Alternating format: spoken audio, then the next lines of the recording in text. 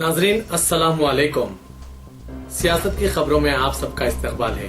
Saudi अरब ने तकरीबन 3 दहों में पहली मरतबा हिंदुस्तानी हज कोटे में 34,500 का गैर मामूली इजाफा किया है। एनडीए हुकूमत ने इस फैसले का खैर मकदम करते हुए इंतहाई खुशाइंद इक़दाम करार दिया। मरकजी वज़ीर मुख्तार अब्बास नकवी और सऊदी अरब के वज़ीर उमूर हज व उमरा डॉक्टर सालेह बिन ताहिर के माबीन आज जिद्दा में इस ताल्लुक़ से मुआहदे पर दस्तखत किए गए। हिंदुस्तान का हज कोटा 1,36,020 से बढ़कर 1,70,520 हो गया है। मिनिस्टर ऑफ स्टेट अक़लियती उमूर मुख्तार अब्बास नकवी ने बताया कि 1988 के बाद ये अब तक का सबसे ज़्यादा इजाफा है। हज कोटे में किए गए इजाफे का इतलाक़ जारिया साल से होगा। सऊदी हुक्काम ने 5 साल कबल हर मुल्क से आने वाले बैरूनी आज़मीन हज को कोटे में 20% की कमी की थी। हरम शरीफ में तोसी काम के बाद हिफाजती पहलुओं को पेश नज़र रखते हुए ये कमी की गई थी। चुनांचे साल 2012 में हिंदुस्तानी हज कोटा 1,70,000 से कम होकर 1,36,020 हो गया था। गुज़िश्ता साल 1,35,903 आज़मीन ने फरीज़ा हज अदा किया था। इनमें 99,903 आज़मीन हज कमेटी के ज़रिए जिद्दा पहुँचे और माबाकी 36,000 ने प्राइवेट ऑपरेटर्स के ज़रिए ये मुक़द्दस फरीज़ा अंजाम दिया था। मुख्तार अब्बास नकवी ने ट्विटर पर आज किए गए मुआहदे के बारे में मसरत का इजहार करते हुए कहा कि सऊदी अरब ने हिंदुस्तानी हज कोटे में तकरीबन 34,000 का इजाफा किया है।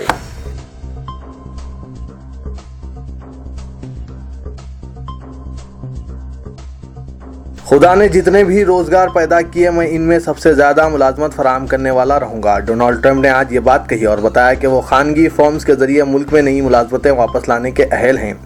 डोनाल्ड ट्रंप ने तकरीबन 6 माह में पहली न्यूज़ कॉन्फ्रेंस से खिताब करते हुए कहा कि वो पूरे यकीन के साथ ये बात कह रहे हैं कि रोज़गार की फराहमी के लिए सख्त मेहनत करेंगे। उन्होंने बताया कि अपनी ज़ाती तिजारत को पूरी तरह दोनों बेटों के हवाले कर दिया है। वो तिजारती उमूर के सिलसिले में इनसे कोई बात नहीं करेंगे और इसका मकसद सिर्फ यह है कि सदारती ओहदा हासिल करने के बाद मफादात के टकराव से गुरेज किया जाए।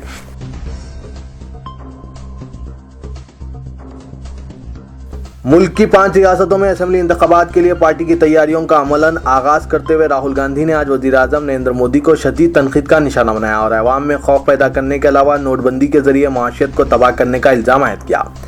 उन्होंने इस यकीन का इजहार किया कि 2019 में बीजेपी को इख्तिदार से बेदखल किया जाएगा। नोटबंदी के पस मंज़र में कांग्रेस का आज एक रोज़ा तवील कौमी कन्वेंशन मुनक्किद किया गया, जिसमें पार्टी के सीनियर कायदीन बशमूल साबिक़ वज़ीर आज़म मनमोहन सिंह और साबिक़ वज़ीर फाइनेंस पी चिदम्बरम ने मोदी के इस इक़दाम को इंतहाई गलत करार दिया। मनमोहन सिंह ने अवाम को खबरदार किया कि बदतरीन वक्त अभी नहीं आया। कांग्रेस नायब सदर राहुल गांधी ने वज़ीर आज़म को मुख्तलिफ इदारों से जैसे रिजर्व बैंक, इलेक्शन कमीशन और अदलिया की अहमियत को घटाने के लिए मौरिद इल्ज़ाम करार दिया।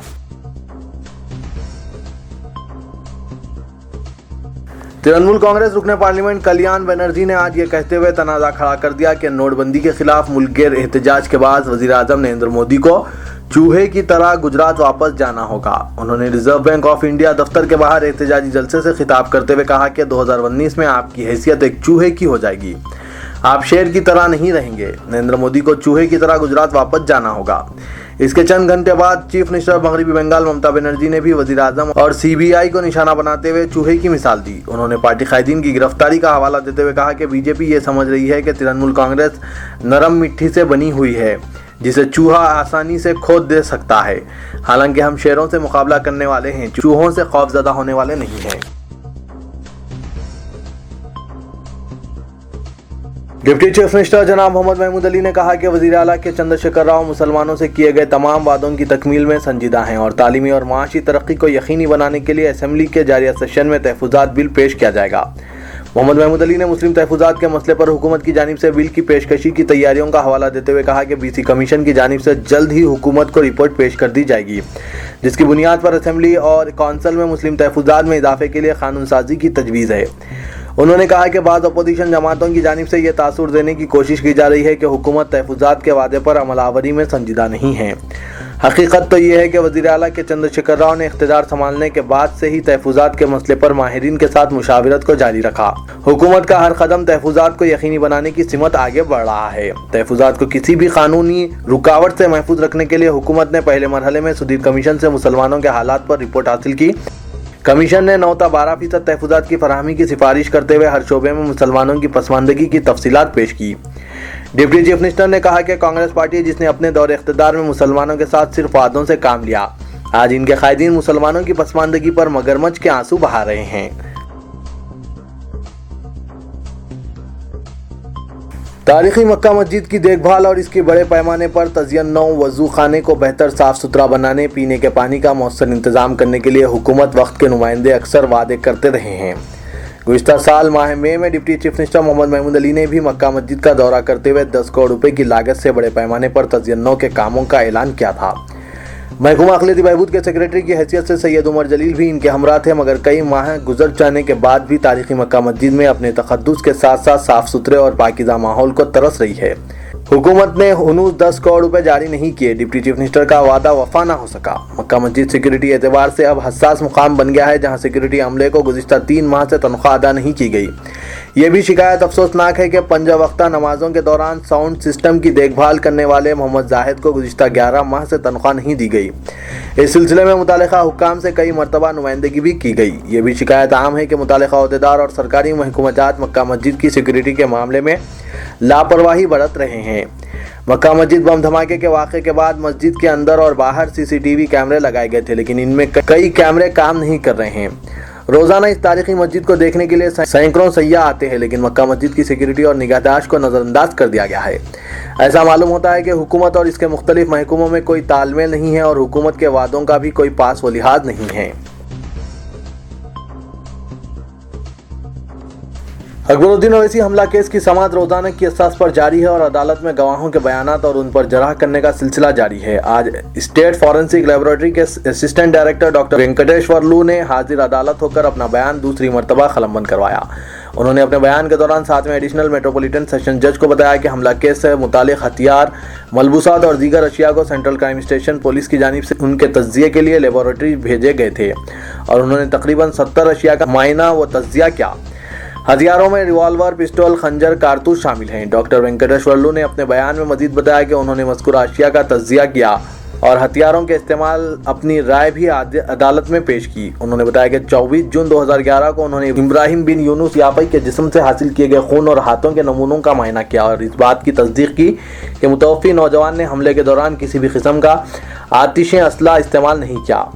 عدالت نے ڈاکٹر فورینسک ماہر کا بیان قلمبند کرنے کے بعد جرح کی کارروائی کو کل تک کے لیے ملتوی کر دیا۔